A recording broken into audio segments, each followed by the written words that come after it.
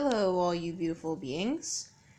Um, I'm at home today with my lovely dogs and this lovely bowl of tofu veggie stir fry with white rice. The stir fry is left over from last night, and the rice I just cooked. It's a little hot, so I'm waiting for it to cool.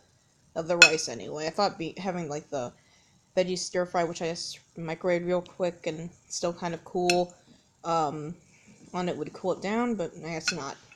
But anyway, I'm just talking to you today because I'm in the living room, my lovely panda bear blanket, which Loki is sitting on.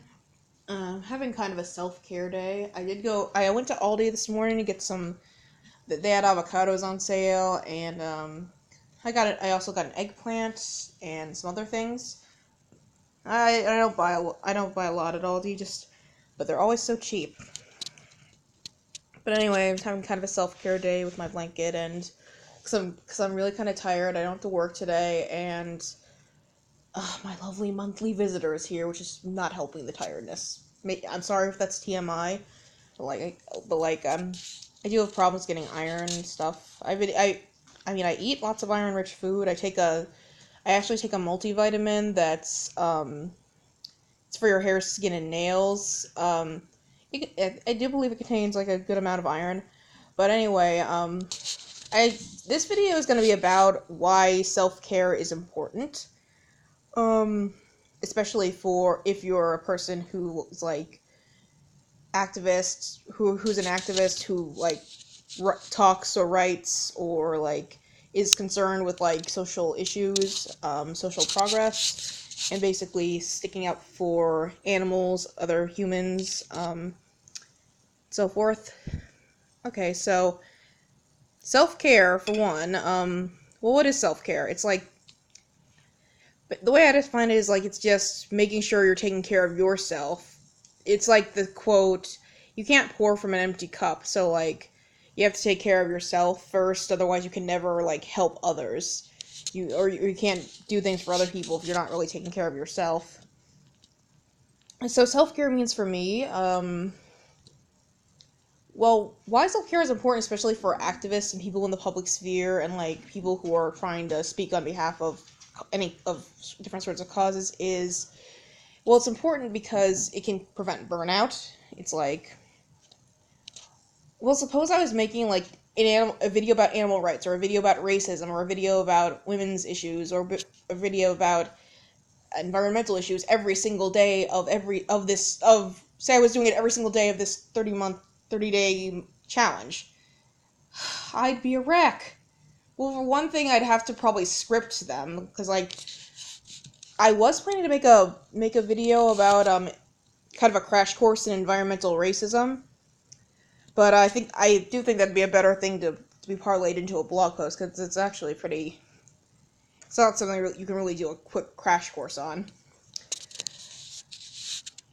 But it's like if I tried to do like a video about that, it would take forever. I'd have to make a ton of notes. I'd have to research certain incidents, which would take a lot out of me, like emotionally, spiritually, mentally.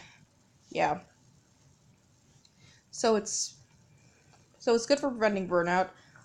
Also, it can make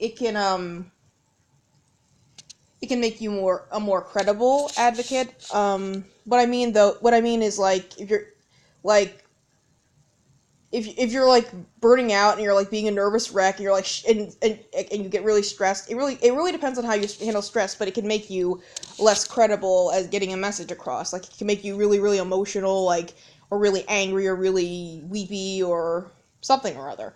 So it's kind of related to burnout. It's like, but if you just take time to give yourself a break, for one, yeah, take a night to just sit inside and watch Netflix, or sit inside and one of your favorite books, or a book you've been waiting to read for a long time, or just stay home with your dogs. Pay attention to them.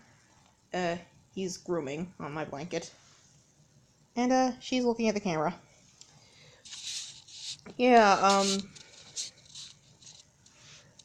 so basically you gotta let yourself live. You can't, it's always good to care about a social cause, but like, you can't let it rule your life.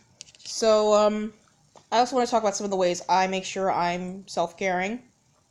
Um, Making sure I shower at least once a day, usually at night. Showering at night always feels better, don't know why. Making sure I'm taking care of everything hygiene-wise, like teeth,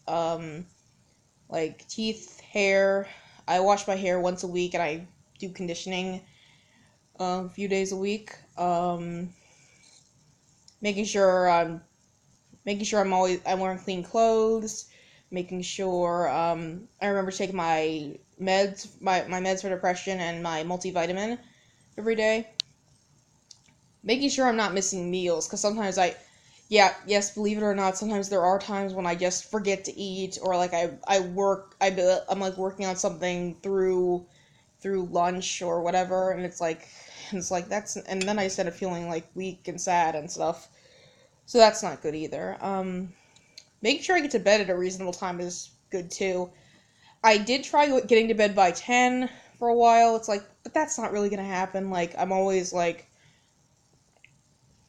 I do spend a lot of time on the computer looking up different things, getting new ideas for videos. So I've changed it to like, make sure you're at least in bed before 11. Before 11 is good. Yeah, so I've been doing that. I do make sure I'm eating healthy, that as much as I probably would want to, I'm not just living on Sour Patch Kids and potato chips. Like, make sure I'm getting vegetables, make sure I'm eating fruit, make sure I'm eating uh, whole grains. Yeah, I like white rice. I compensate for that by, like, making sure I'm eating, like, whole wheat bread and oats. I love oats. That's my breakfast. That's my breakfast almost every single day. And one of my new loves is cinnamon toast on whole wheat bread.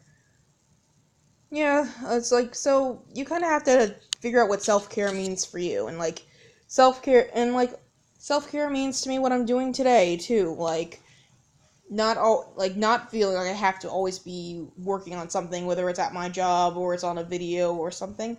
Yeah, sometimes it can just be like just sitting or having a lazy day at home and being with the dogs.